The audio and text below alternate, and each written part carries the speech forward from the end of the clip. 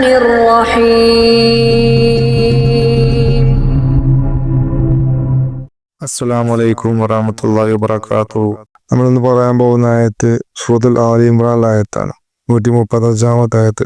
അതിനോടനുബന്ധമായിട്ട് 136 ആയത്തും. അതിൽ അള്ളാഹു പറയുന്നുണ്ട്, ബിസ്മില്ലാഹിർ റഹ്മാനിർ റഹീം والذين إذا فعلوا فاحشة أو ظلموا أنفسهم ذكروا الله واستغفروا لذنوبهم ومن يغفر الذنوب إلا الله ولم يصروا على ما فعلوا وهم يعلمون أولئك جزاؤهم مغفرة من ربهم وجنات تجري من تحتها الأنهار خالدين فيها ونعم أجر العاملين. ഇതിൽ അള്ളാഹു പറയുന്നത്, വല്ല നീതികൃത്യവും ചെയ്തു പോയാൽ, അല്ലെങ്കിൽ സ്വന്തത്തോട് തന്നെ അതിക്രമം ചെയ്തു പോയാൽ, അവരവർ നഫ്സിനോട് അതിക്രമം ചെയ്യുക, അതാ നഫ്സിനാൽ അതിക്രമം ചെയ്യുക, നഫ്സാണല്ലോ അതിക്രമം ചെയ്യിപ്പിക്കുന്നത്. അള്ളാഹുവിനെ ഓർക്കാം, ഫസ്തഗ്ഫിറൂ ദുനൂബിഹിം, അവന്റെ പാപത്തിന് വേണ്ടി അവൻ ഇസ്തിഗ്ഫാർ ചെയ്യുക. വമൻ യഗ്ഫിറു ദുനൂബ ഇല്ലല്ലാഹു, അല്ലാഹു അല്ലാതെ പാപങ്ങൾ പൊറുക്കാൻ ആരാളുള്ളത്. വലം യസിറു അലാ മാ ഫഅലു വഹും യഅലമൂൻ, ചെയ്തു പോയ പ്രവൃത്തിയിൽ അറിഞ്ഞുകൊണ്ട് ഉറച്ചു നിൽക്കാത്തവരാണ് അവർ. അവർക്ക് അള്ളാഹുവിന്റെ പക്കല് പ്രതിഫലമുണ്ട്, അതേപോലെ പാപമോചനവുമുണ്ട്. അവർക്ക് വേണ്ടി താഴ്ഭാഗത്ത് കൂടി അരുവികൾ ഒഴുകുന്ന സ്വർഗപ്പൂന്തോപ്പുകളുമുണ്ട്. അവരതിൽ നിത്യവാസികളായിരിക്കും. നന്മ പ്രവർത്തിക്കുന്നവർക്ക് ലഭിക്കുന്ന പ്രതിഫലം എത്ര നന്നായിരിക്കുന്നു. ഈ ആയത്തിലും നമ്മൾ ചർച്ച ചെയ്യാൻ പോകുന്ന വിഷയം പാപത്തെക്കുറിച്ചാണ്. പാപത്തിന്റെ ബന്ധം നഫ്സിനോടാണ്. ആ നഫ്സിനാൽ പ്രേരിതമാകുന്ന പാപം ചെയ്യുന്ന കൂട്ടക്കാരെ കുറിച്ച് പറയുന്ന ഒരായത്താണിത്. അപ്പോ നഫ്സിനെ കൊണ്ട് പ്രേരിതനായിക്കൊണ്ട് ഒരാൾ വല്ല പാപവും ചെയ്താൽ, വല്ല നീചകൃത്യവും ചെയ്താൽ, അല്ലെങ്കിൽ അവന്റെ സ്വന്തത്തോട് തന്നെ വല്ല അതിക്രമവും ചെയ്താൽ, അഥവാ നഫ്സ് കൊണ്ട് അതിക്രമം ചെയ്താൽ അള്ളാഹുവിനെ ഓർക്കണം. അപ്പോ നഫ്സ് കൊണ്ട് ചെയ്യപ്പെടുന്ന പാപങ്ങൾക്കുള്ള പ്രതിവിധി എന്താണ്? ആദ്യം പറയുന്നത് അള്ളാഹുവിനെ ഓർക്കാനാണ്. അള്ളാഹുവിനെ സ്മരിക്കണം, അള്ളാഹുവിന്റെ ദിക്ർ എടുക്കണം. ദിക്ർ കൊണ്ടാണ് അതിൽ പ്രതിവിധി ഉണ്ടാവുന്നത്. പിന്നെയാണ് എന്ത് ചെയ്യേണ്ടത്? ഫസ്തഗ്ഫിറൂ, അവൻ ഇസ്തിഗ്ഫാർ ചെയ്യേണ്ടത്, പാപമോചനം നടത്തിക്കേണ്ടത്. അങ്ങനെ ചെയ്ത് കഴിഞ്ഞാൽ അള്ളാഹു തആല അവരെ പുറത്തു കൊടുക്കും. അപ്പോ അങ്ങനെയാണെങ്കിൽ ദാക്കിറെ കൽബി ആയ ആളവസ്ഥ എന്തായിരിക്കും? ദാക്കിറെ കൽബി ആയ മനുഷ്യൻ, അവന്റെ കൽബില് അള്ളാഹു എന്നുള്ള നാമം സദാ മൊഴിഞ്ഞുകൊണ്ടിരിക്കുന്നുണ്ട്. അപ്പൊ അവന്റെ പ്രവൃത്തിയിൽ നിന്നും, അവന്റെ നഫ്സിന്റെ പ്രവൃത്തിയിൽ നിന്നും പാപം ഉണ്ടായാലും അവന്റെ കൽബിൽ നടക്കുന്ന ദിക്റിന്റെ 100 കൊണ്ട് ഈ പാപങ്ങൾ കഴുകപ്പെടുന്നുണ്ട്. അങ്ങനെ അവന് സംസ്കരിക്കപ്പെടുന്നുണ്ട്. പാപങ്ങൾ, അതിന്റെ മാലിന്യങ്ങൾ അടിഞ്ഞുകൂടുന്നില്ല. അതിന്റെ വലിയൊരു പ്രതിവിധിയാണ് ദിക്ർ. ആ ദിക്റിൽ ഏറ്റവും ഉത്തമമായ ദിക്ർ ഏതാണ്? കൽബിന്റെ ദിക്റാണ്. കാരണം കൽബാണ് അള്ളാഹു നോക്കുന്ന ഇടം. അതിൽ ദിക്ർ നടക്കുന്നുണ്ടെങ്കിൽ പിന്നെ അവന്റെ പാപങ്ങൾ മാഞ്ഞു പോയിക്കൊണ്ടിരിക്കും, കഴുകപ്പെട്ടുകൊണ്ടിരിക്കും. ദിക്റെ കൽബിനെ കുറിച്ച് നമ്മൾ ഒരുപാട് കേട്ടു. ദിക്റെ കൽബിന്റെ ഒരു മഹത്വം എന്താന്ന് വെച്ച് കഴിഞ്ഞാൽ, നമുക്ക് ദിക്റെ കൽബ് ഹാസിലാവുന്ന ആ സമയം, അഥവാ കൽബിലേക്ക് അള്ളാഹു എന്നുള്ള നാമം പ്രവേശിക്കുന്ന സമയം, അവൻ അന്നുവരെ ചെയ്ത എല്ലാ പാപങ്ങളും അള്ളാഹു തആല പുറത്തു കൊടുക്കും. അങ്ങനെ ചെറിയ ഒരു പിഞ്ചു പൈതലിനെ പോലെ പരിശുദ്ധനായി തീരും. ഓരോ ദാക്കിറെ കൽബിക്കും ഉണ്ടാവുന്ന ഒരവസ്ഥയാണ്. ആ സമയത്ത് അവന്റെ എല്ലാ പാപങ്ങളും പൊറുക്കപ്പെടുക എന്നുള്ളത്. നമ്മളിത് കേട്ടത് പല വിഷയങ്ങൾക്കും കേട്ടിട്ടുണ്ട്. അതിൽപ്പെട്ടൊരു പ്രധാന വിഷയമാണ്, ഒരാൾക്ക് സ്വീകാര്യമായ ഹജ്ജ് ഉണ്ടായി കഴിഞ്ഞാൽ അവന്റെ എല്ലാ പാപങ്ങളും പൊറുക്കപ്പെടും, അവനൊരു പിഞ്ചു പൈതലിനെ പോലെ തന്നെ പരിശുദ്ധവാനായി തീരുമെന്ന് പറയലുണ്ട്. അപ്പോ ഹജ്ജിന് സംഭവിക്കുന്ന പോലെ തന്നെ ദാക്കിറെ കൽബി ആയാലും സംഭവിക്കും. ഇനി മനസ്സിലാക്കേണ്ടത്, ഹജ്ജ് ചെയ്തവനേക്കാളും ഉത്തമൻ ദാക്കിറെ കൽബിയാണ്. കാരണം ദാക്കിറെ കൽബി കൊണ്ടും അതേപോലെ കബൂൽ ചെയ്യപ്പെട്ട ഹജ്ജ് കൊണ്ടും ഒരാൾ ഒരേ അവസ്ഥയിൽ എത്തുന്നുണ്ട്. പക്ഷെ ഹജ്ജ് ചെയ്ത ആള് ആ ഹജ്ജ് ചെയ്ത് കഴിഞ്ഞ് വന്ന് വീണ്ടും പാപത്തിൽ ഏർപ്പെടുന്ന സമയത്ത് ആ പാപങ്ങൾ വീണ്ടും അവനിൽ കറ പിടിപ്പിക്കും, അവനിൽ അടിഞ്ഞുകൂടിക്കൊണ്ടിരിക്കും, അത് പൊറുക്കപ്പെടുന്നില്ല. ദാക്കിറെ കൽബിയുടെ അവസ്ഥ അങ്ങനെയല്ല. ദാക്കിറെ കൽബിയിൽ അള്ളാഹുവിന്റെ നാമം സ്ഥായിയായിക്കൊണ്ട് നിലനിൽക്കുന്നുണ്ട്. സദാസമയവും കൽബ് അത് ഉരുവിട്ടുകൊണ്ടിരിക്കുന്നുണ്ട്. അള്ളാഹുവിന്റെ ഈ നാമം, അതിന്റെ 100 ഈ പാപങ്ങളുടേതായ 4 കഴുകിക്കൊണ്ടേയിരിക്കും. എല്ലാ അവസ്ഥയിലും അത് കഴുകിക്കൊണ്ട് അതിനൊരിക്കലും അള്ളിപ്പിടിച്ചിരിക്കാൻ അനുവദിക്കൂല. അപ്പോൾ ഒരു വാഷിംഗ് മെഷീന്റെ ജോലി, അല്ലെങ്കിൽ ഒരു അളക്കുകാരന്റെ ജോലി ദിക്റെ കൽബ് ചെയ്തുകൊണ്ടിരിക്കും. അപ്പൊ അവന് ഭാവിയിലേക്കും കൂടിയുള്ള ഉത്തമമായ ഒരു സംവിധാനമാണ് ദിക്റെ കൽബ് എന്നുള്ളത്. അപ്പൊ ദാക്കിറെ കൽബി ആവുക എന്ന് പറയുമ്പോൾ, ഈ ആയത്തിൽ അള്ളാഹു തആല പറയുന്ന, ഒരു പാപം ചെയ്തതിന് ശേഷം നിങ്ങൾ ദിക്ർ ചെയ്യാന്ന് പറയുമ്പോൾ ദാക്കിറെ കൽബി അത് ചെയ്തുകൊണ്ടിരിക്കുന്നുണ്ട്, അവന്റെ കൽബ് ചെയ്തുകൊണ്ടിരിക്കുന്നുണ്ട്.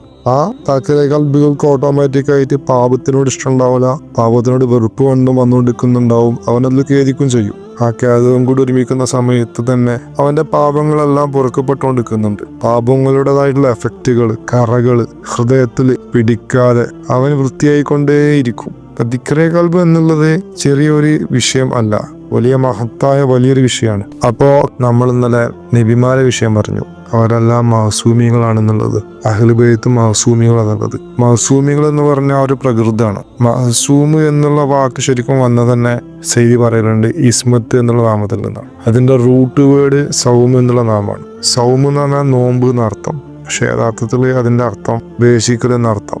ഉപേക്ഷിക്കുക എന്ന് പറഞ്ഞു കഴിഞ്ഞാൽ ശരിക്കും ഈ പാപത്തിനോട് യാതൊരു ബന്ധവും ഇല്ല എന്നുള്ളൊരവസ്ഥയാണത്. ഇപ്പൊ മഅസൂമികളായ ആളുകൾക്ക് ഒരിക്കലും പാപം ചെയ്യാൻ സാധിക്കില്ല. അതുപോലെ നേച്ചറാണ്. അപ്പൊ അങ്ങനെ അതിന്റെ ഹഖീഖത്ത് കിടക്കുന്നത്. പിന്നെ അവരിൽ നിന്നും പാപം ഉണ്ടതായിട്ട് എങ്ങനെ സങ്കല്പിക്കാൻ സാധിക്കും? അതൊരിക്കലും അവരിൽ നിന്നും പാപം ഉണ്ടായതായി പറയാൻ പാടില്ല, സങ്കല്പിക്കാൻ പാടില്ല. അതവന്റെ ഈമാൻ കോട്ടുണ്ടാക്കും. ആദം നബി അലൈഹി സ്വലാം പാപം ചെയ്തിട്ടില്ല, അത് പാപമല്ല ചെയ്തത്. അതങ്ങനെ പറഞ്ഞവന്റെ ഈമാൻ പോയി പോകും. കാരണം ഒരേ സമയം മൗസൂം എന്നും പറയാ, അതേ സമയം തന്നെ പാപം ചെയ്തെന്നും പറയാം. എന്നാൽ നമ്മൾ ഒരിക്കലും ഒരു ബന്ധം വരുന്നില്ലല്ലോ. എങ്ങനെയാണ് ഈ പണ്ഡിതന്മാർ ഇത് രണ്ടും കൂടി ഒരുമിച്ച് പറയുന്നത്? ഒരു വശത്തെ കൂടെ അവർ മഅസൂമികൾ എന്ന് പറയുന്നുണ്ട്, മറ്റൊരു വശത്തെ കൂടെ പാപം ചെയ്ത വിഷയം പറയുന്നുണ്ട്. അപ്പൊ ഇതിൽ ഒരുപാട് വിഷയങ്ങളുണ്ട്, ഹക്കറിയാതെ സംസാരിക്കലുണ്ട്. അപ്പൊ പാപത്തിന് ഒരുപാട് കാര്യങ്ങൾ പഠിക്കാനുണ്ട്. അള്ളാഹുവിന് മുമ്പിൽ പാപം എന്താണ് എന്നുള്ള വിഷയം നമ്മൾ പഠിക്കണം. ഇപ്പോൾ പ്രവാചകനായ മൂസാ നബി അലൈഹി ഇസ്ലാം ഖിദർ നബി അലൈഹി ഇസ്ലാമിലേക്ക് പോകുന്ന സമയത്ത് ഖിദർ നബി അലൈഹി ഇസ്ലാം ചെയ്യുന്ന പല കാര്യങ്ങളും പാപങ്ങളാണ് ശരീഅത്തിന്റെ കണ്ണിൽ. പക്ഷെ ഹഖീഖത്തിന്റെ കണ്ണിൽ എന്തല്ല? പാപമല്ല. അദ്ദേഹം പാവപ്പെട്ടവരുടെ കപ്പൽ ഓട്ടയാക്കുന്നത് പാപമാണ്. ഒരു മനുഷ്യന്റെ കഴുത്ത് നിരിച്ച് കൊല്ലുക, ഒരു കുട്ടിയുടെ കഴുത്ത് നിരിച്ച് കൊല്ലുക എന്ന് പറഞ്ഞാൽ അതിലും വലിയ പാപമുണ്ടോ ശരീഅത്തിന്റെ കണ്ണിൽ? അദ്ദേഹം അത് ചെയ്യുന്നുണ്ട്. അപ്പൊ എന്താണ് ഈ പാപം എന്നുള്ളത് തസവൂർ ശരിക്കും നമ്മൾ മനസ്സിലാക്കണം. ഇപ്പോ ഒരാള് ഒരു പെണ്ണിനെ ബലാത്കാരം ചെയ്യാന്നുണ്ടെങ്കിൽ അത് പാപമാണോ? ആണ് എന്ന് പറയാന്നുണ്ടെങ്കിൽ അതേ മനുഷ്യൻ അവന്റെ ഭാര്യയെ അത് ചെയ്യുകയാണെങ്കിലോ അത് പാപമാവുന്നില്ല. പ്രവൃത്തി രണ്ടും ഒന്ന് തന്നെയാണ്. അവിടെ ഇവിടെ പ്രവൃത്തി ഒന്നില്ല. അപ്പൊ പ്രവൃത്തിയിലേക്ക് നോക്കിക്കൊണ്ടല്ല പാപം തീരുമാനിക്കേണ്ടത്, പുണ്യം തീരുമാനിക്കേണ്ടത്. പ്രവൃത്തിയല്ല അടിസ്ഥാനം, അവന്റെ നിയ്യത്താണ്. ഇന്നമൽ അഅ്മാലു ബിന്നിയാത്ത് എന്ന് പറയുമ്പോൾ ഈ വിഷയമാണ്. അള്ളാഹു ഒരു കാര്യം കൽപ്പിച്ചിരിക്കുക, അതിനെതിരെ പ്രവർത്തിക്കുക, അതാണ് പാപം. അപ്പൊ ശരിക്കും അള്ളാഹുവിന്റെ കണ്ണില് പാപികളായ ആളുകൾ ജനങ്ങളെ കണ്ണിൽ പുണ്യവാന്മാരായിരിക്കാം.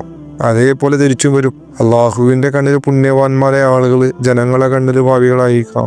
അതൊക്കെ ബാത്തിനിയായ ചില കാര്യങ്ങളാണ്. കാരണം നിയ്യത്ത് അള്ളാഹുവെ അറിയുന്നുള്ളൂ, ജനങ്ങൾ അറിയുന്നില്ല. എന്നാൽ പല മഹാന്മാരായ ആളുകളും അവരെ മലാമത്തിന് വേണ്ടിയിട്ട്, നഫ്സിന് സുഫടം ചെയ്യാൻ വേണ്ടിയിട്ട് മലാമത്ത് എന്നുള്ള ഒരു രീതി, ജനങ്ങളെ കൊണ്ട് കുറ്റം പറയിപ്പിക്കുക എന്നുള്ള രീതി അവർ ഏറ്റെടുക്കും. അതിനുവേണ്ടി പലതൊരു പ്രവർത്തിക്കും. അപ്പൊ ജനങ്ങൾക്ക് ഇതൊന്നും മനസ്സിലാവൂല. ജനങ്ങൾ അവരെ ഹാലിലാണ്. എന്നാൽ ദുന്യവിയായ പണ്ഡിതന്മാരാണെങ്കിൽ ഈ പറഞ്ഞ പോലെ ജനങ്ങളെ ഇക്കാര്യത്തെ സഹായിക്കുന്നവരാണ്. അവര് ജനങ്ങളെ സ്വർഗത്തിലേക്ക് എന്ന് പറഞ്ഞ പോലെ നരകത്തിലേക്ക് കൊണ്ടുപോകുന്നവരാണ്. ഇതൊക്കെ നമ്മൾ മനസ്സിലാക്കിയില്ല എങ്കിൽ ശരിക്കുള്ള ദീൻ മനസ്സിലാക്കാൻ പറ്റൂല. പാപങ്ങളെ തസവൂറിൽ നമ്മൾ പറഞ്ഞ ഇന്നലത്തെ വിഷയം എന്ത്? കൽബിനോട് ബന്ധപ്പെട്ട പാപങ്ങളുണ്ട്, അഥവാ വൻപാപങ്ങൾ അല്ലെങ്കിൽ ബാത്തിനിയായ പാപങ്ങൾ.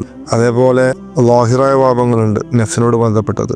അത് നഫ്സ് ഇല്ലാതാവുന്നതോടുകൂടി ഇല്ലാതായി പോകുന്ന കാര്യങ്ങളാണ്. അതിന് ഒഴിവുകഴിവുണ്ട്. അള്ളാഹു തആലക്ക് അറിയാം, അവൻ വെച്ചു കൊടുത്ത നഫ്സ് തന്നെയാണ്. അതിന്റെ പേരിൽ ആ നഫ്സ് ശല്യം ഇല്ലാതാവുന്ന ഘട്ടത്തിൽ അവനതിന് പുറത്ത് കൊടുക്കാൻ തയ്യാറാണ്. എന്നാൽ കൽബിയായ ഒരു വിജ്ഞാനം, കൽബിയായ ഒരു ഹാല് ഒരു മനുഷ്യൻ നേടിയെടുക്കണം. അത് അള്ളാഹുവിന്റെ ആവശ്യമാണ്. അള്ളാഹു അത് ഇഷ്ടപ്പെടുന്നുണ്ട്, അള്ളാഹു അത് ആഗ്രഹിക്കുന്നുണ്ട്, അള്ളാഹു ഉദ്ദേശിക്കുന്നുണ്ട്. എന്നിരിക്കെ മനുഷ്യൻ അതിൽ നിന്നും പിന്തിരിഞ്ഞു പോയി കഴിഞ്ഞാൽ അത് അള്ളാഹുവിന് കോപമുണ്ടാക്കുന്ന കാര്യം. കാരണം അള്ളാഹുവിന് ഇഷ്ടപ്പെടാത്ത പല കാര്യങ്ങളും ഉള്ള മനുഷ്യൻ അവനത് ഇല്ലാതാക്കണമെന്നുണ്ടെങ്കിൽ അള്ളാഹു ഇഷ്ടപ്പെട്ട ഈ കാര്യം ചെയ്തേ മതിയാവുള്ളൂ. കാരണം അത് ചെയ്യുന്നതോട് കൂടി അല്ലാതെ ഈ പാപം ഇല്ലാതായി പോകില്ല. അപ്പൊ ഇവിടെ നമ്മൾ ചിന്തിക്കേണ്ട പല വിഷയങ്ങളും. ഈ കൽബിയായ പാപങ്ങളെ കുറിച്ച് മനുഷ്യന്റെ മനസ്സിൽ വളരെ നിസാരത്വം തോന്നലുണ്ട്. അത് അവന്റെ കണ്ണിൽ വലിയ പാപങ്ങളല്ല, നിസാരാണ്. അത് പണ്ഡിതന്മാരെ കണ്ണിൽ അങ്ങനെ തന്നെയാണ്. കാരണം അവരതിനെ കുറിച്ച് പറയുന്നുണ്ടെങ്കിലും നാവു കൊണ്ടേ പറയുന്നുള്ളൂ. അവരെ കൽബിലോ ചിന്തയിലോ എന്തില്ല, അതിന് വലിയൊരു ഗൗരവം വന്നിട്ടില്ല. ഗൗരവം ഉള്ളത് എന്തിനാണ്? നഫ്സിയ പാപങ്ങൾക്കാണ്. കാരണം അത്തരം കാര്യങ്ങളിൽ ജനങ്ങൾ ഇടപഴകുന്നതിനെ കുറിച്ച് അവർ താക്കീത് കൊടുക്കുന്നുണ്ട്, അവരെ പേടിപ്പെടുത്തുന്നുണ്ട്, ഭയപ്പെടുത്തുന്നുണ്ട്. എന്നാൽ ഇത്തരം കാര്യങ്ങൾ തൊട്ട് അവർ ഭയപ്പെടുത്തുന്നില്ല. ഭയപ്പെടുത്തുന്നുണ്ടെങ്കിൽ തന്നെ അവർ അതിൽ സ്വയം കാല് കുത്തിക്കൊണ്ടും കൈ കുത്തിക്കൊണ്ടാണ് ഭയപ്പെടുത്തുന്നത്. അതുകൊണ്ട് അവരുടെ ഹൃദയത്തിലോ ജനങ്ങളുടെ ഹൃദയത്തിലോ അതിന് യാതൊരു എഫക്റ്റ് ഉണ്ടാക്കുന്നില്ല. ബാക്കി ഇൻഷാ അല്ലാഹ് നമുക്ക് അടുത്ത ക്ലാസ്സിൽ പറയാം. അസ്സലാമു അലൈക്കും.